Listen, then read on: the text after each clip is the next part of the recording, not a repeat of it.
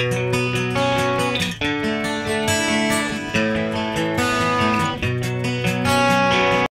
Students, welcome to my YouTube channel Mathverse MBA MCA। देखिए आज मैं एग्जांपल लेके आई हूँ पर्ट का। स्टूडेंट्स देखिए मैंने बहुत सारे एग्जांपल्स मैंने यूट्यूब चैनल पे डाले हुए हैं, जैसे पर्ट के एग्जांपल्स आपको मिल जाएंगे, CPM के एग्जांपल्स मिल जाएंगे, और स्टार्टिंग में आपको मतलब how to draw the network diagram उसको भी मैंने 3-4 वीडियोज़ बनाए हैं। आप चाहो तो मेरे यूट्यूब चैनल पर जाके सर्च करके वो वीडियोज़ देख सकते हो। ठीक है, तो चलिए आज का अपना एग्जाम्पल स्टार्ट करते हैं। एग्जाम्पल स्टार्ट करने से पहले आप सबसे मेरी रिक्वेस्ट है, प्लीज़ मेरे चैनल को सब्सक्राइब जरूर कीजिए, लाइक कीजिए और ज़्यादा से ज़्यादा शेयर भी कीजिए, सो दैट मुझे भी थोड़ा मोटिवेशन मिल जाए, अच्छे से वीडियो बना के आपके लिए लेके आऊँ। ठीक है, तो चलिए अपना एग्जाम्पल स्टार्ट करते हैं। देखिए एग्जाम्पल क्या है। The following information is gathered for a project. अभी देखिए यहाँ पे क्या क्या इन्फॉर्मेशन दिया है, एक्टिविटी दी है, प्रीसीडिंग एक्टिविटी दी है, और हर एक एक्टिविटी का क्या दिया है, ड्यूरेशन दिया है इन वीक्स। ठीक है, अभी देखिए यहाँ पे हमें क्या क्या फाइंड आउट करना है। Draw the network diagram. सबसे पहले हमें क्या करना पड़ेगा, यहाँ पे नेटवर्क डायग्राम ड्रॉ करना पड़ेगा। सेकंड देखिए determine the critical path and project duration. और थर्ड पार्ट देखिए क्या है, what is effect on the project duration if. ठीक है, D is change to 6 weeks. अभी यहाँ पे क्या बोले, अगर डी का ड्यूरेशन हम 6 वीक लेते हैं तो जो अपना नेटवर्क डायग्राम है उसमें जो क्रिटिकल पाथ है और प्रोजेक्ट ड्यूरेशन जो अपने को मिला है उसमें क्या इफेक्ट गिरेगा, राइट। और सेकंड देखिए अगर एक्टिविटी एफ का ड्यूरेशन जो है उसको अगर हम 8 वीक्स ले लेते हैं तो प्रोजेक्ट ड्यूरेशन पे क्या उसका इफेक्ट आएगा वो हमको यहाँ पे फाइंड आउट करना है। ठीक है, तो सबसे पहले हमें यहाँ पे क्या करना पड़ेगा, नेटवर्क डायग्राम निकालना पड़ेगा। तो चलिए हम नेटवर्क डायग्राम बना लेते हैं। देखिए स्टूडेंट्स, अगर आपको नहीं पता है कि किस तरीके से नेटवर्क डायग्राम निकाली जाती है तो मैंने उस पर 3-4 वीडियोस ऑलरेडी बना के रखे मेरे यूट्यूब चैनल पे। आप वहाँ पे जाके सर्च करके वो डायग्राम्स कैसे ड्रॉ करना है उसकी वीडियोस देख सकते हो। ठीक है, तो चलिए अभी हम इस एग्जाम्पल का सोल्यूशन निकालते हैं। अभी यहाँ पे देखिए एक्टिविटीज़ दी है, प्रीसीडिंग एक्टिविटी दी है। आप चाहो तो अगर आपको मतलब इजी होता है डायग्राम निकालना तो आप डायरेक्टली फाइनल डायग्राम यहाँ पे निकाल सकते हो, लेकिन यहाँ पे मैं आपको 2-3 स्टेप्स में बताऊंगी कि किस तरीके से ये नेटवर्क डायग्राम ड्रॉ करनी है। अगर आप नए स्टूडेंट्स हो मेरे चैनल पे और आपको पता नहीं है कि किस तरीके से नेटवर्क डायग्राम निकालनी है तो मैं आपको स्टार्टिंग से ही बताती हूँ कि किस तरीके से ये जो अपना एग्जाम्पल है उसकी नेटवर्क डायग्राम बताई जाएगी। मैं डायरेक्टली यहाँ पे फाइनल डायग्राम नहीं निकालूँ, यहाँ पे आपको स्टेप बाय स्टेप बताऊँगी कि किस तरीके से आप ये नेटवर्क डायग्राम बना सकते हो। अभी यहाँ पे देखिए ए क्या है, उसका प्रीडिसेसर कुछ भी नहीं है, यानी कि इनिशियल एक्टिविटी क्या है अपनी ए है। तो देखिए मैं कैसे निकाल लेती हूँ।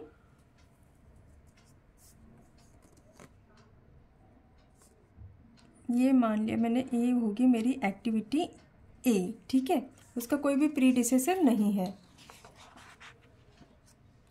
उसके बाद में देखिए बी, सी और डी तीनों एक्टिविटीज़ का प्रीडिसेसर क्या है, एक्टिविटी ए, यानी कि ए से 3 एक्टिविटी स्टार्ट होने वाली है। कौन कौन सी, बी, सी और डी।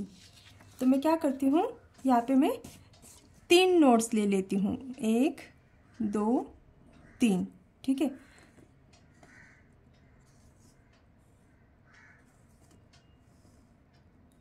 कौन कौन सी है, बी, सी और डी। ए इनिशियल एक्टिविटी था, उसका कोई भी प्रीडिसेसर नहीं था, और बी, सी, डी तीनों एक्टिविटीज़ का प्रीडिसेसर क्या है, एक्टिविटी ए। आ गया समझ में। ठीक है, तो देखिए यहाँ पे हमने हमारे 4 एक्टिविटीज़ कंप्लीट हो गई, ए, बी, सी, डी। अभी उसके बाद में देखिए ए हो गया, बी हो गया, सी हो गया, डी हो गया। ठीक है, अभी आपको देखिए जब भी आप नेटवर्क डायग्राम बनाते हो ना तो आपको करंट एक्टिविटी तो निकालनी है, उसके साथ साथ अभी आपको आगे भी देखते जाना है कि वो एक्टिविटी के साथ और दूसरी कोई एक्टिविटी एंड हो रही है क्या। ठीक है, जैसे कि आप अभी यहाँ पे देख सकते हो, अभी नेक्स्ट एक्टिविटी क्या है अपनी, एक्टिविटी ई। कहाँ से स्टार्ट हो रही है, एक्टिविटी डी से। ठीक है, एक्टिविटी ई का प्रीडिसेसर क्या है, डी। लेकिन आप आगे देख सकते हो कि जब हम यहाँ पे बी, सी और ई तीनों एक्टिविटीज़ एक ही पॉइंट पे ख़त्म हो रहे हैं, लेकिन हमने यहाँ पे देखा कि बी और सी और डी तीनों भी क्या है, अलग अलग एक्टिविटीज़ निकाले, लेकिन यहाँ पे क्या दिखा रहा है, बी, सी और ई ये जो तीनों एक्टिविटीज़ है वो एक ही पॉइंट पे ख़त्म हो रहे हैं। ठीक है, यहाँ पे भी देखिए आगे भी 3 एक्टिविटीज़ एक ही पॉइंट पे ख़त्म हो गई। तो इस तरीके से आपको आगे भी चेक करते जाना है। तो चलिए कैसे निकालेंगे, ए हो गया, बी सी डी हो गया, अभी क्या निकालना है अपने को, ई निकालना है। ई का प्रीडिसेसर क्या है, डी है।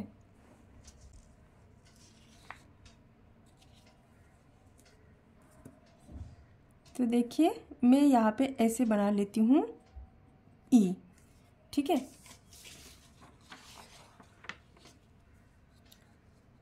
ई का प्रीडिसेसर क्या है, डी। अभी नेक्स्ट आप देखिए एक्टिविटी एफ निकालनी है, लेकिन एक्टिविटी एफ कैसे है, बी सी और ई दोनों भी एक ही पॉइंट पे ख़त्म होने चाहिए। वहाँ पे क्या होगी, एक्टिविटी एफ स्टार्ट होगी, बी सी और ई।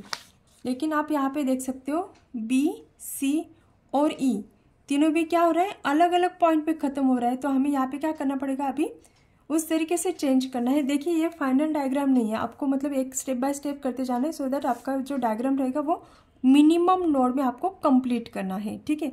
ये हो गया मेरा फर्स्ट स्टेप। आपको ये स्टेप वाइज वहाँ पे निकालना नहीं है, आपको फाइनल आपका जो एग्जाम रहेगा उसमें क्या करना है, आपको डायरेक्टली आपको फाइनल डायग्राम निकालनी है। ये मैं आपको रफ वर्क में बता रही हूँ कि किस तरीके से आप नेटवर्क डायग्राम बना सकते हो।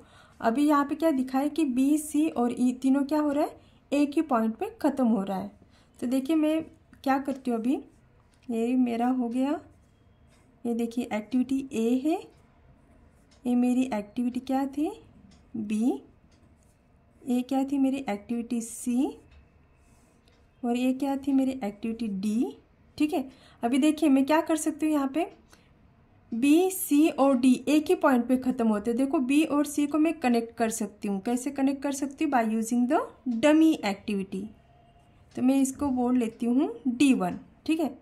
और जो मैंने ई निकाला था, मैं ई को कैसे निकाल सकती हूँ, देखिए ई का प्रीडिसेसर क्या है, डी है। देखिए एक्टिविटी ई का प्रीडिसेसर क्या है, एक्टिविटी डी।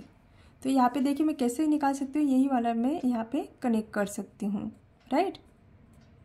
ई यानी कि ये जो अपना कंडीशन है कि ई का प्रीडिसेसर क्या है, डी, वो भी फुलफिल हो रहा है, और बी सी और ई तीनों एक ही पॉइंट पे ख़त्म हो रहे हैं। तो यहाँ पे हम क्या कर सकते हैं, अभी एक्टिविटी एफ निकाल सकते हैं, क्योंकि एक्टिविटी एफ का प्रीडिसेसर क्या है, बी सी और ई, बराबर, बी सी और ई एफ के प्रीडिसेसर। तो अभी हम क्या कर सकते हैं, यहाँ पे एक्टिविटी एफ निकाल सकते हैं। तो देखिए मैं यहाँ पे निकाल लेती हूँ अभी मेरी एक्टिविटी एफ। आ गया समझ में, ठीक है। ये मैं आपको स्टेप बाय स्टेप बता रही हूँ। अभी नेक्स्ट देखिए, ई हो गया, एफ हो गया। अभी हम देखते हैं कि जी और एच का प्रीडिसेसर क्या है, एक्टिविटी डी है, राइट। और आप आगे देख सकते हो कि एफ और जी दोनों एक ही पॉइंट पे ख़त्म हो रहे हैं। तो देखिए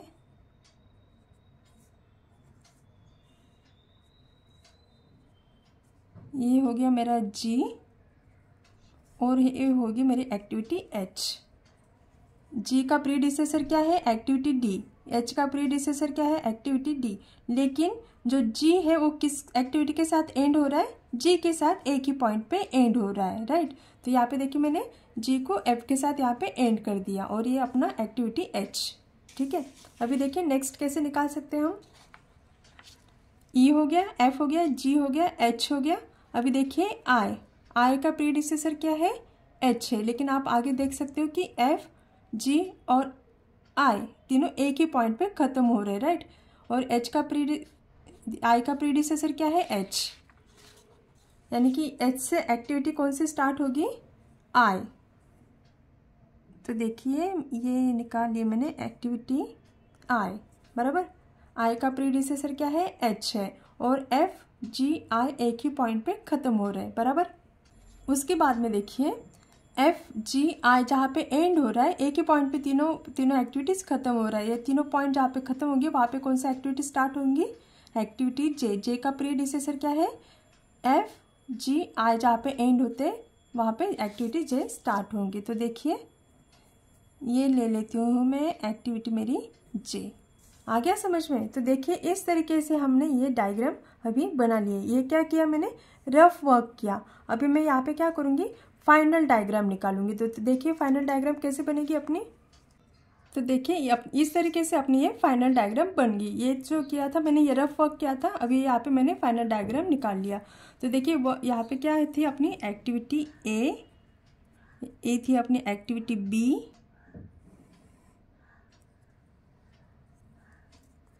ए थी अपनी एक्टिविटी सी, ए डी आ गई थी, ए आ गई थी अपनी एक्टिविटी ई, ए थी अपनी एफ, ठीक है, ये कौन सी एक्टिविटी थी अपनी जी, ए थी एच, आई और जे, ठीक है। इस तरीके से ये अपने एक्टिविटीज़ बन गई। और यहाँ पे देखिए मैंने नंबरिंग भी कर लिया है 1 2 3 4 5 6 7 8। तो इस तरीके से आपको ये नंबरिंग भी करना है।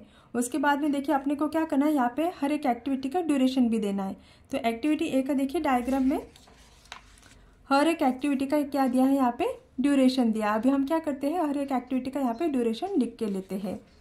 तो देखिए एक्टिविटी ए का ड्यूरेशन कितना है 1, एच का है 5, आई का है 2 और जे का भी है 2, ठीक है। तो इस तरीके से देखिए हमने नेटवर्क डायग्राम बना लिया है और हर एक एक्टिविटी का यहाँ पे ड्यूरेशन दे दिया।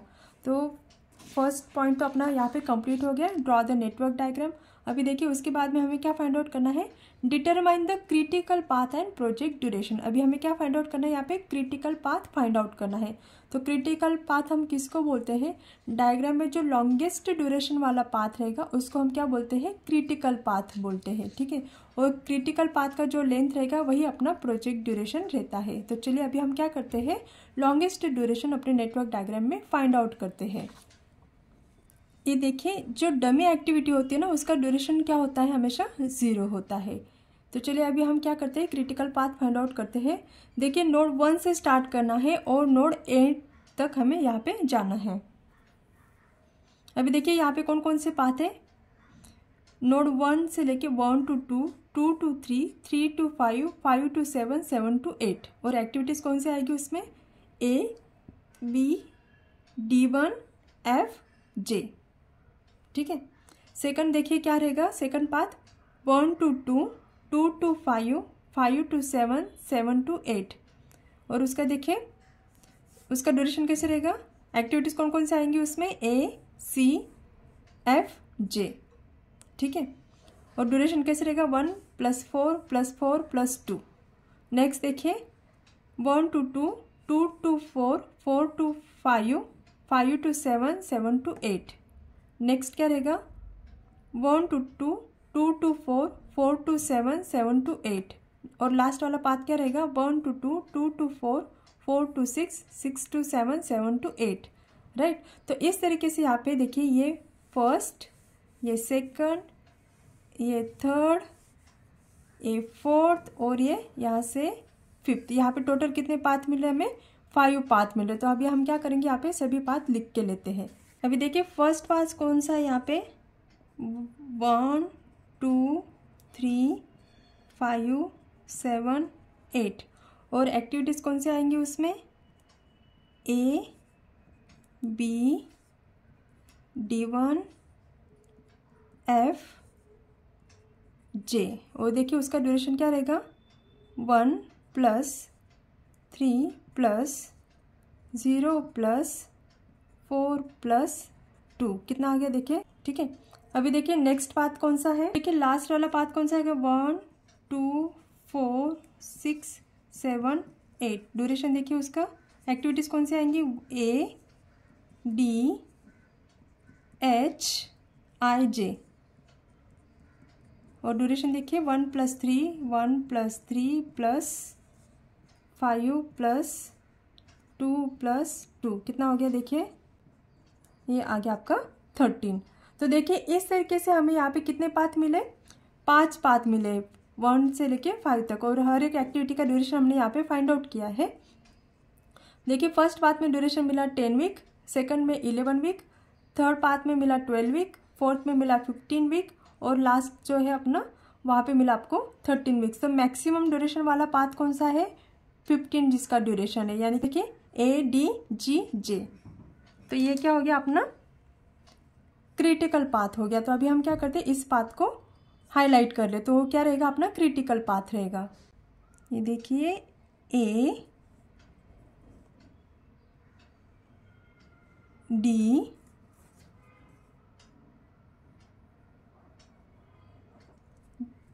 जी और जे। तो ये क्या हो गया अपना क्रिटिकल पाथ हो गया।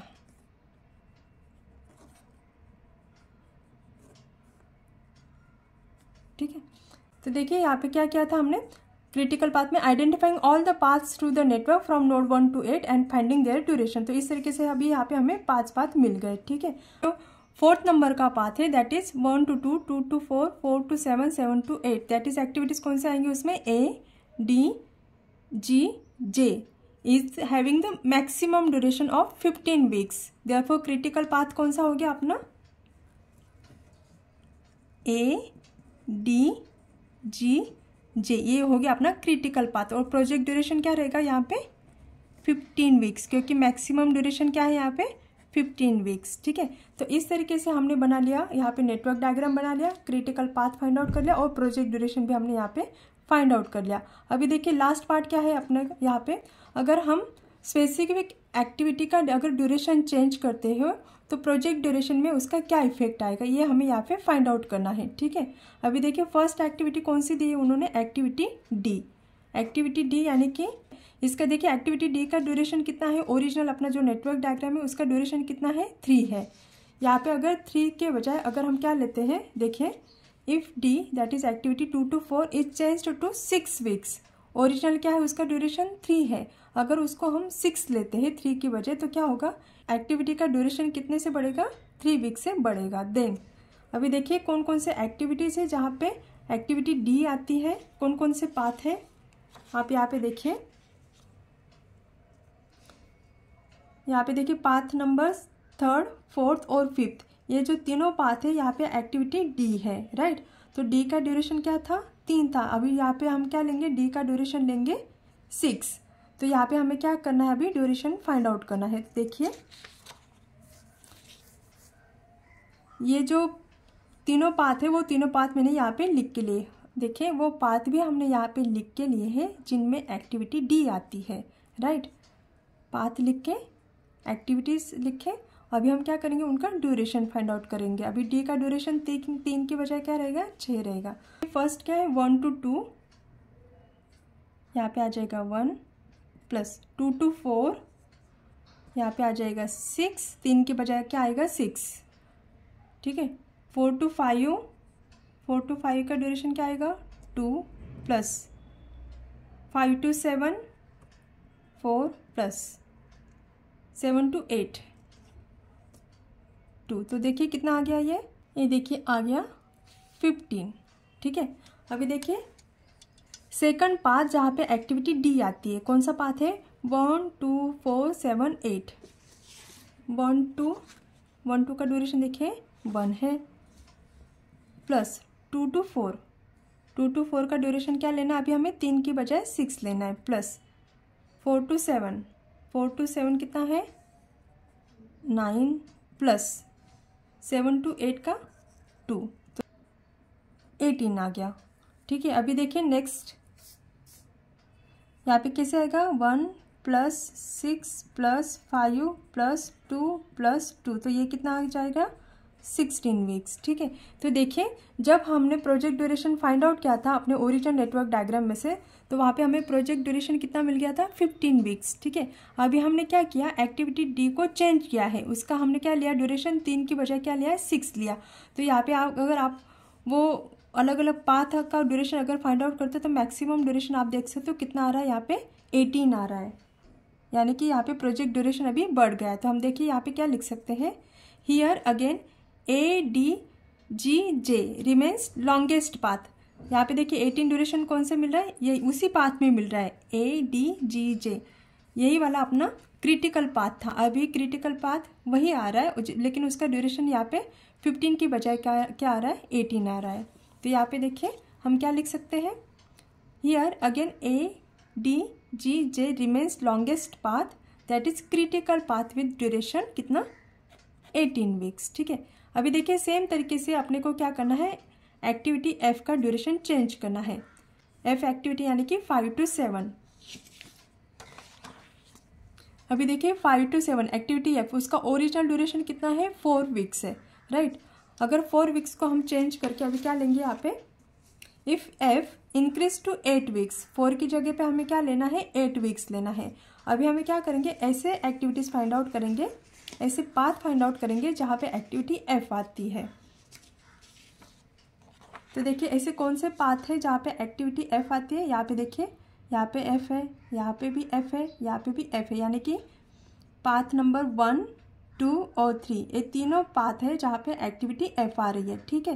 तो एक्टिविटी एफ का ड्यूरेशन ओरिजिनल कितना था 4 था। अब वहाँ पे हम क्या अभी पुट करेंगे, 4 की जगह पे 8 पुट करेंगे। तो देखिए 1 + 3 + 0 + 8 + 2, देखिए कितना आ जाएगा, ये 14 आ गया, ठीक है। अभी नेक्स्ट देखिए 1 + 4 + 8 + 2, ये कितना आ जाएगा 15 आ जाएगा, बराबर। और ये देखिए ए वाला जो है, यहाँ पे भी हमें क्या करना है, अभी इसका भी ड्यूरेशन चेंज करना है, एफ एक्टिविटी का 8 लेना है।